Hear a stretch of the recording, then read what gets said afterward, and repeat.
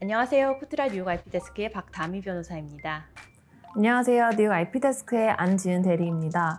오늘은 알아두면 쓸모있는 미국 지식재산권 이야기 6번째 시리즈로 지식재산권 침해 경고장을 받거나 침해 소송을 당했을 때 초기에 어떻게 접근하면 좋을지 안내해 드리도록 하겠습니다. 미국 사업을 진행하는 과정에서 침해 경고장이나 소장을 받으면 하늘이 무너지는 수준으로 당황하시는 우리 기업 대표님들이 많은데요. 미국은 소송이 천국이기 때문에 평소 소송 리스크에 대한 대비를 하고 있어야 합니다. 심지어 우리 기업이 새로운 상표를 도입하기 전에 또는 신제품을 개발하기 전에 충분히 선행조사를 한 경우라 하더라도 다른 기업으로부터 상표나 특허 침해 경고장을 받을 수 있거든요. 사전에 조사를 했는데도 어떻게 그럴 수가 있죠? 물론 누가 봐도 명백한 권리 침해가 일어나는 경우도 많지만 사실 침해다 아니다를 칼로 무썰듯이 구분하기 어려운 경우가 많습니다.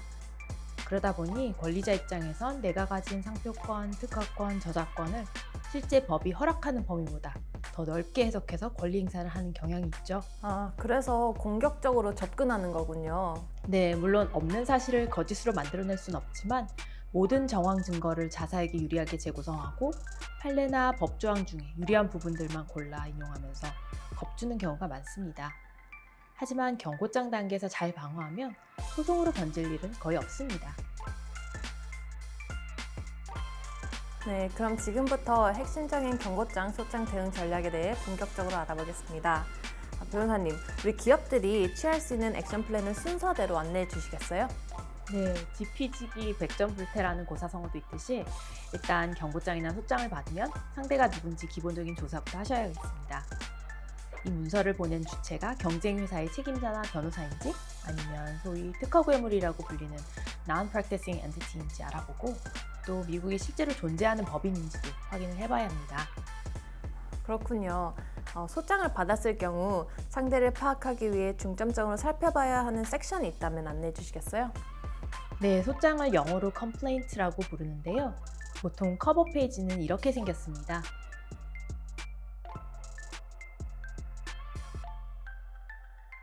그리고 소장 앞부분에 소송 당사자 정보를 담은 The Parties라는 섹션이 나오거든요. 이 문단에 보시면 원고가 어느 주에서 설립된 주식회사인지, 유한책임회사인지 혹은 개인인지 주소지와 함께 적혀 있습니다. 그렇군요. 그럼 침해 경고장을 받은 경우에는요? 경고장에 적힌 회사 이름을 인터넷에서 검색해 보아야 하는데요. 이런 회사가 실제 존재하는지는 해당 회사가 설립되거나 등록된 주의 국무부가 운영하는 공식 웹사이트에서 찾아보는 방법을 추천드립니다. 예를 들어 뉴욕주에 적을 둔 회사라면 뉴욕주 국무부 법인국 웹사이트에서 회사명으로 검색해 볼 수 있습니다. 잘 알겠습니다. 경고장을 작성한 변호사가 실존하는 인물인지도 확인해보고 싶다면 어떻게 해야 할까요? 대개 로펌 웹사이트에는 소속 변호사가 면허를 소지한 주들을 명시하고 있는데요. Bar Admission이라고 적힌 항목을 보시면 됩니다. 미국의 변호사 자격증은 연방정부가 아니라 주정부에서 관할하고 있고 해당 변호사가 면허를 소지한 주의 법원 웹사이트에서 익명으로 조회해 볼 수 있습니다. 예를 들어 경고장을 보낸 변호사가 만일 뉴욕주 변호사라면 뉴욕주 법원의 변호사 온라인 디렉토리에서 검색이 되어야 합니다. 좀 번거로울 것 같은데 굳이 이렇게 직접 찾아봐야 하는 이유가 있나요? 혹시라도 누군가가 침해 경고장을 허위로 작성해서 공갈 협박하는 상황일까 봐서요. 레터에 그럴듯하게 적혀 있다고 해서 다 믿을 순 없습니다. 그렇군요. 잘 알겠습니다. 자, 그럼 경고장, 소장을 보낸 주체를 확인한 후엔 어떻게 준비하면 좋을까요? 네, 다음으론 상대방이 무슨 주장을 하는지 정확히 이해하고 상대가 이루고자 하는 목적이 무엇인지 알아봅니다. 경고장이나 소장에 적힌 내용을 꼼꼼히 읽어보고 상대가 침해당했다고 주장하는 권리가 구체적으로 무엇인지, 각각의 등록번호가 적혀 있는지, 분쟁의 발단이 된 우리 기업 제품이나 서비스가 무엇인지, 어떤 이유로 침해라고 주장하는 건지 등을 파악해야 합니다. 변호사님, 만약 경고장에 침해 근거나 사실관계가 제대로 안 적혀 있을 경우에는요? 그럴 때는 경고장 내용에 반박하는 답변서에서 이건 말이 안 된다, 명확한 증거를 대라고 요구하면서 상대에게 어느 정도 압박을 가할 수 있습니다. 그리고 혹시라도 사실관계가 잘못 기술된 부분이 있다면 반드시 지적해야 합니다. 대략의 내용 파악이 끝나면 경고장 소장 발송을 통해 상대가 이루고자 하는 목적이 무엇인지 알아봅니다. 예를 들어 우리 회사가 관련 상품 서비스를 더 이상 못 만들고 못 팔게 하길 원하는지, 손해배상조로 합의금을 지급하길 원하는 건지, 우리랑 라이센싱 계약을 맺어 장기적으로 로열티 수익을 얻으려는 건지, 시장 진입을 방해하거나 회출을 꾀하는 것인지 파악해봐야 됩니다. 또 상대 입장이 얼마나 강경한지, 즉 최대한 평화롭게 분쟁을 해결하고자 하는 의지가 보이는지, 아니면 한치의 양보도 없고 소송을 불사하겠다는 쪽으로 더 기울어 있는지 경고장에 적힌 표현 수위로 판단할 수 있습니다.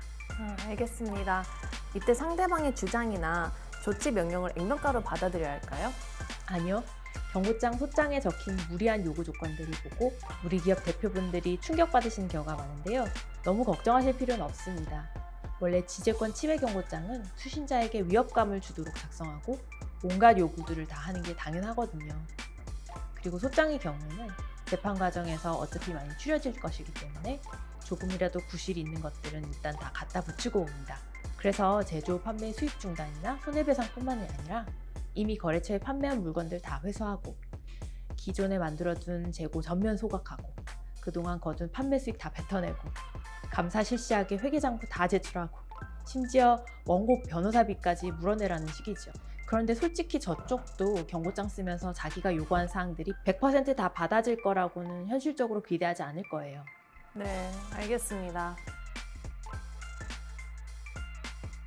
그럼 다음 단계 대응 전략으로는 어떤 게 있을까요?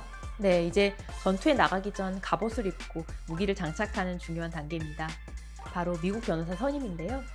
상표권 침해 분쟁일 경우 상표 분쟁 업무를 대리한 경험이 풍부한 변호사를, 특허권 침해 분쟁일 경우 특허나 관련 기술에 대한 이해도가 높은 특허 소송 전문 변호사를 찾아봅니다. 우리가 피부에 염증이 생겼을 때 피부과를 찾고 충치가 생겼을 때 치과를 가듯이 법률 분야도 세분화 전문화되어 있거든요. 조급한 마음에 먼 친척인 이민법 변호사, 상해사고 전문 변호사에게 물어보거나 친구인 한국 변호사에게 법률 상식 수준의 조언만 구한 후 스스로 해결하려다가 장기적으로 큰 손해를 볼 수 있습니다. 또 만일 미국에서 소송이 이미 시작된 단계라면 소송이 제기된 법원이 위치한 주에 변호사 면허를 가진 소송 변호사를 물색하셔야 합니다. 예를 들어 뉴저지주 변호사는 뉴욕주의 법원에 출석해서 변론을 할 수 없기 때문에 그렇습니다. 사실 미국 변호사비가 한국에 비해 높은 편이잖아요. 비용 부담 때문에 중소기업들이 변호사 선임을 꺼리는 경우가 많은데 고민하는 분들께 어떻게 조언해 주시겠어요? 네, 상대 측 요구를 다 들어주고 사업을 영구히 접을 용의가 있다면 변호사 없이 딜하셔도 괜찮습니다.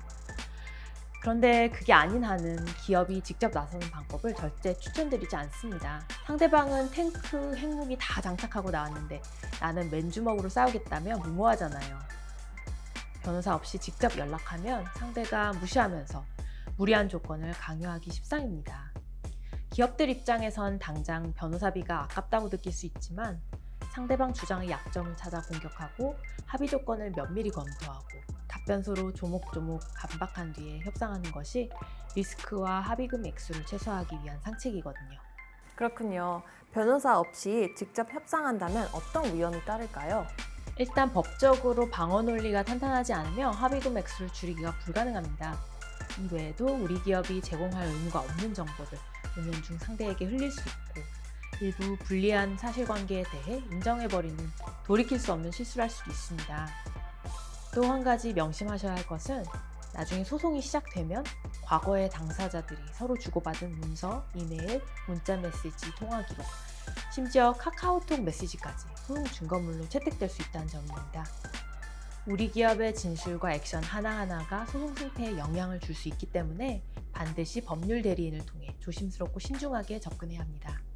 참고로 침해 소송이 아직 제기되기 전 단계라면 IP데스크 법률의견서 작성 비용 지원 사업을 통해 우리 중소 중견기업들이 한국어 구사 가능한 미국 변호사를 선임하여 지재권 침해 경고장에 대한 답변서 작성을 의뢰하고 관련 비용을 최대 70%까지 한도액 만불 내에서 지원받을 수 있습니다. 신청서 접수 경로는 아래와 같습니다. 알겠습니다. 변호사님, 소송이 이미 시작되었을 때 법정 공방을 하는 대신에 당사자들끼리 합의로 분쟁 해결을 꾀하는 상황에서도 변호사가 굳이 필요할까요? 네, 필요합니다. 보통 양측이 합의 계약서를 체결하면서 원고가 소송을 자발적으로 각하시키는 형태로 진행되는데요. 이 합의 계약서는 법적으로 구속력이 있고 한쪽이 계약서를 위반하는 경우 다른 한쪽이 다시 법원에 소송을 제기해서 손해배상과 중지명령을 얻어낼 수도 있습니다. 따라서 합의 조건들이 합리적인지, 과중한 부담을 지우는 것이 아닌지 면밀히 검토해보고 우리 기업의 이익이 최선으로 반영되도록 변호사의 자문을 받아 합의 계약서를 체결해야 합니다. 자, 그럼 변호사 선임 후에 우리 기업들이 어떻게 준비를 하면 될까요? 네, 이제 변호사의 자문을 받아 경고장 소장에서 주장하는 사실을 조목조목 반박하기 위한 논거를 본격적으로 마련해야 하는데요. 첫째, 상대의 권리가 유효하지 않다고 방어할 수 있고, 둘째, 설령 권리가 유효하다 하더라도 법적으로 침해가 성립 안 된다고 주장할 수 있습니다. 그럼 경고장 소장을 보낸 쪽의 권리를 확인하는 요령부터 안내해 주시겠어요? 네, 등록 상표의 경우 상대의 연방 상표권이 아직 유효한지 특허상표청 웹사이트에서 상표명이나 등록번호로 검색해봅니다. 먼저 상표권 명의자가 경고장 소장을 보낸 회사가 맞는지 오너 항목을 눈여겨보시고요. 상세 화면으로 들어가서 상표가 등록된 지정상품 서비스명 그리고 상표 등록이 현재 유효한지 말소되었는지를 나타내는 Live Dead 구분을 잘 살펴보셔야 하는데요. 이 그림에서 보시다시피 등록번호가 있고 라이브라고 표시된 것만 현재 살아있는 연방 등록 상표입니다. 반면 Registration Number가 공란이고 라이브라고 표시된 건 현재 출원 중이지만 등록은 안 된 상표들이고요. 데드라고 표시된 것들은 아예 권리가 말소된 상표들입니다. 연방 상표의 경우 등록 후 5, 6년 차, 9, 10년 차, 그리고 그 다음부터 매 10년마다 갱신 절차를 밟고 유지료를 납부해야 하거든요. 이 절차가 누락될 경우 권리는 자동 말소되고 데드 상태로 기록됩니다. 그렇군요. 상표는 존속기간이 반영구적이라 라이브 상태인지 등록번호가 있는지만 확인하면 되는군요. 특허의 경우에는 어떻게 검색해 볼 수 있나요? 실용 특허의 경우 존속기간이 출원일로부터 20년이고 디자인 특허는 일반적으로 등록일로부터 15년인데요. 상대의 특허권이 말소하지 않았는지 특허상표청의 특허 데이터베이스에서 검색해봅니다. 그런데 사실 특허 존속기간이 연장되는 예외적인 상황도 아주 가끔 있어서 만일 최근에 말소되었다면 특허 변호사의 검토를 받을 필요가 있습니다. 그렇군요. 실용 특허의 경우에도 몇 년에 한 번씩 납부해야 하는 유지료가 있잖아요. 이를 제때 내지 않으면 설령 존속기간이 남았다 하더라도 특허권이 자동 말소되나요? 네, 맞습니다. 그래서 이렇게 현재 등록 현황을 꼭 찾아보라고 말씀드리는 거예요. 네, 잘 알겠습니다. 등록된 저작물 검색하는 방법도 알려주세요. 저작권 같은 경우는 꼭 등록하지 않아도 창작되는 순간부터 법의 보호를 받습니다. 하지만 법원에서 저작권 침해 소송을 걸려면 반드시 저작권청에 등록을 마쳐야 한다는 요건이 있습니다. 그래서 저작권청 퍼블릭 캐탈로그에서 해당 저작권의 등록 여부를 확인해봐야 됩니다. 등록이 되어 있다면 그 다음에 존속기간을 따져보셔야 하고요. 저작권의 존속기간은 사실 계산이 조금 복잡한데 일반적으로 저작자 사망일로부터 70년이라고 생각하시면 됩니다. 자세한 정보는 자막에 안내된 내용을 참고하시기 바랍니다. 네, 잘 알겠습니다. 저작권은 따로 유지비 납부 의무가 없나요? 네, 없습니다. 그렇군요. 상대방이 주장하는 권리가 잘 등록되어 있다면 그 다음 단계 전략은요? 우리 회사 이제 망했다고 절망하시기엔 아직 이릅니다. 상대가 가진 권리의 약점을 찾아 무효라고 주장할 수도 있거든요.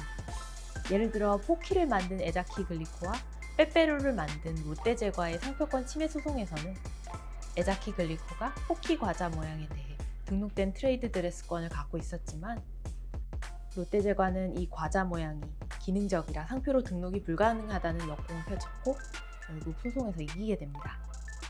특허도 마찬가지예요. 길리어드 사이언스의 C형 간염약 소발디와 하보니가 머크 자회사인 아이데닉스 제약의 특허를 침해했다고 소송당했는데요. 아이데닉스의 C형 간염약 조성물 특허가 명세서의 기술적 내용을 구체적으로 공개하지 않았기 때문에 법원은 이 특허를 결국 무효로 판결했고 그 덕에 피고 길리어드 사이언스가 성공적으로 침해 소송을 막아냈던 사례가 있습니다. 네, 상대의 권리가 무효하다고 공격하는 전략에 대한 변호사님의 설명 잘 들었습니다. 그럼 침해가 성립하지 않는다고 항변하는 전략에 대해서도 간단히 짚어주시겠어요? 네, 법적으로 권리 침해를 입증하기 위해 만족해야 하는 요건들이 있는데요. 이 중 적어도 하나 이상이 충족되지 않았다고 주장하는 방법입니다. 먼저 상표권 침해 주장이 법적으로 성립하려면 상표권자의 등록 상표와 상대방의 마크가 비슷해서 소비자들에게 출처 혼동을 일으킬 여지가 높다는 걸 증명해야 합니다. 그런데 우리 회사의 상표가 경고장 발송 회사의 상표와 유사하지 않다.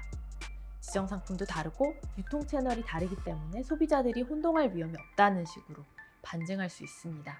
한편 특허의 경우엔 우리 회사의 물건이나 공정이 상대 회사의 특허 청구항에 기재된 모든 구성 요소를 포함하고 있지 않을 때 특허 비침해라고 주장할 수 있습니다. 마지막으로 저작권 침해의 경우에는 우리 회사가 상대 회사의 저작물 중 법의 보호를 받는 독창적인 요소를 도용하지 않았다. 침해로 볼 만큼 두 작품이 충분히 유사하지 않았다. 독자적인 창작 과정이 있었고 우연의 일치로 유사했을 뿐이다. 충분히 공정 이용으로 볼 수 있는 행위에 불과했다는 식으로 반박할 수 있습니다. 네. 침해 요소를 하나라도 만족하지 못했다는 점을 증명하면 되는군요.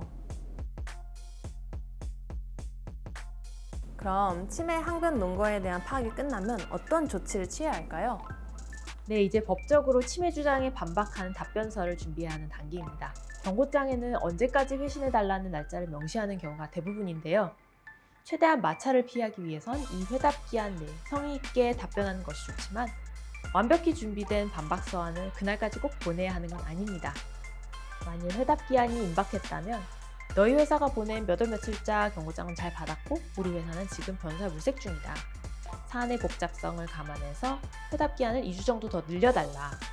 우리 변호사로부터 몇 월 며칠까지 연락을 받을 수 있을 거다 라고 간단히만 답변하는 방법을 추천드립니다. 반면 소장일 경우에는 상대 측에 서류를 잘 받았다는 답변조차도 하시면 안 됩니다. 피고를 보호하기 위한 절차법상 방패 장치들이 있는데요.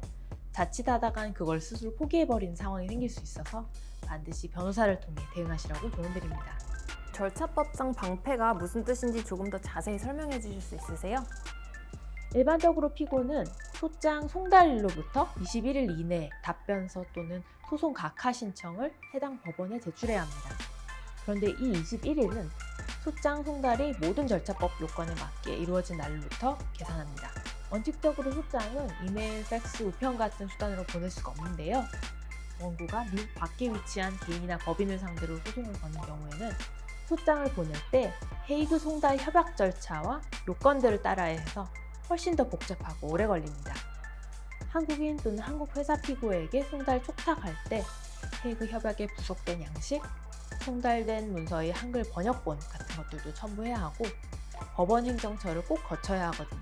그래서 한국에 있는 피고에게 정식으로 소장을 전달하려면 원고 입장에서 엄청 번거롭습니다. 그러겠네요. 우리 기업이 이메일이나 페덱스로 소장을 받은 경우에는 어떻게 대응해야 하나요? 네, 헤이그 송달 협약 요건을 알면서도 미국의 원고 변호사가 한국의 피고 회사한테 소장을 이메일이나 페덱스로 보내는 경우가 자주 있어요. 혹시라도 잘 받았다고 대답을 하나 안 하나 한번 찔러보는 거죠. 여기에 걸려들면 안 됩니다. 설령 한국 회사 대표가 이 이메일을 읽었다 하더라도 회신을 안 한 상태라면 나중에 나는 소장을 적법하게 송달받은 적이 없다라고 항변할 수가 있고 따라서 답변서 제출 기한인 21일이 아직 시작되지도 않았다고 주장할 수 있거든요. 그런데 원고나 원고 변호사에게 소장 서류를 받았다는 취지의 이메일 답변을 해버리면 피고 스스로 항변을 포기한 게 돼버립니다. 절차법상 보호막이 자동으로 상실되는 거죠. 그렇군요. 우리 기업들이 정말 신중을 기해야겠어요. 변호사님, 받은 경고장, 소장을 무시하고 아무 대응을 안 하면 어떻게 되나요? 경고장 수신 단계에서 답변을 안 하면 상대가 참다 못해 침해 소송을 제기할 수 있고요. 이뿐만 아니라 고의적인 침해 행위 증거로도 쓸 수 있습니다. 한편 소장을 정식으로 송달받고도 아무런 답변을 안 하면 결국 벌석 판결을 받을 수 있습니다. 즉 피고가 법정에 출석하지 않았기 때문에 판사는 원고가 요구하는 구제수단을 죄다 들어주는 판결을 내리는 거죠. 이렇게 방치한 기간이 길어질수록 점점 더 해결이 어려워지기 때문에 경고장이나 소장은 반드시 책임 있게 대응을 해야 합니다. 알겠습니다. 그럼 경고장을 받고 경고장에 대한 답변서를 보낸 이후엔 대개 어떻게 진행되나요? 우리 기업의 답변서가 논리적으로 빈틈이 없이 침해 주장을 잘 반박한다면 대개 경고장 발송자의 후속 응답 없이 상황이 종결됩니다. 그래, 네 말이 맞다 하고 대놓고 승복하진 않지만 시간이 몇 달 이상 흐르면 답변서에 적힌 우리 주장을 수용한 것으로 간주해도 됩니다. 반면 상대가 우리 측 논리를 받아들이지 않으면 다시 맞받아치던지 소송을 제기할 겁니다. 네. 답변서 발송 뒤에 서너 번 팔로우업 했는데도 아무 반응이 없다. 그러면 분쟁 상황을 잘 넘긴 거라고 해석하면 되겠네요. 변호사님, 마지막으로 경고장이나 소장을 받은 우리 기업에게 당부하고 싶은 말씀이 있으신가요? 네, 먼저 우리 회사에게 불리한 정황을 선임한 변호사에게조차 감추려고 하면 안 됩니다. 모든 사실관계에 대해 최대한 중립적이고 솔직하게 공개를 하셔야 변호사가 최선의 방어 전략을 짤 수 있거든요. 법률 자문을 받기 위한 목적으로 변호사에게 긴히 나눈 기밀 정보는 어차피 비밀 유지 특권, Attorney-Client Privilege에 의해 보호받습니다. 그럼 우리 변호사가 내 허락 없이 남에게 발설할까 염려하지 않으셔도 되겠네요. 네, 맞습니다. 두 번째로 분쟁 사항과 아주 조금이라도 연관이 있는 문서나 이메일, 문자 메시지, 통화 기록 등은 잘 보존해야 합니다. 나한테 불리한 정보니 빨리 없애야겠다고 생각해서 임의로 삭제하면 추후 소송에서 디지털 포렌식 조사에 들어가고 증거물 파기 행위에 대한 엄중한 처벌을 받을 수 있으니 꼭 유의하셔야 합니다. 셋째, 상대와 협상을 할 때는 하나를 주고 하나를 얻어오는 식의 전략적인 접근이 필요합니다. 예를 들어 상대가 우리 기업 상품이 아마존에서 판매되고 있다는 걸 문제 삼을 경우 상대에게 우리 이제 아마존에서 안 판다고 단순히 보고하는 대신에 우리는 판매 리스팅 내리는 것뿐만 아니라 앞으로 해당 상표를 안 쓰고 새 브랜드로 교체할 계획이다. 그러니 추가로 침해 의심 행위가 발생하지 않는 이상 이 정도에서 우리 분쟁을 끝내자 같은 give and take 자세로 협상에 임하는 것도 추천할 만합니다. 마지막으로 상대 측에게 잘못을 인정하거나 미안하다는 표현, 몰라서 그랬다는 말은 안 하는 게 좋습니다. 진정성 있게 사과하면 상대가 사정을 봐줄 거라고 오해하는 우리 기업 대표분들이 가끔 있으신데요. 현실은 냉정합니다. 더군다나 잘못을 시인하면 오히려 나중에 화살이 되어 돌아와 치명적일 수 있고요. 따라서 발설하기 전에 반드시 변호사와 먼저 상의하시기 바랍니다.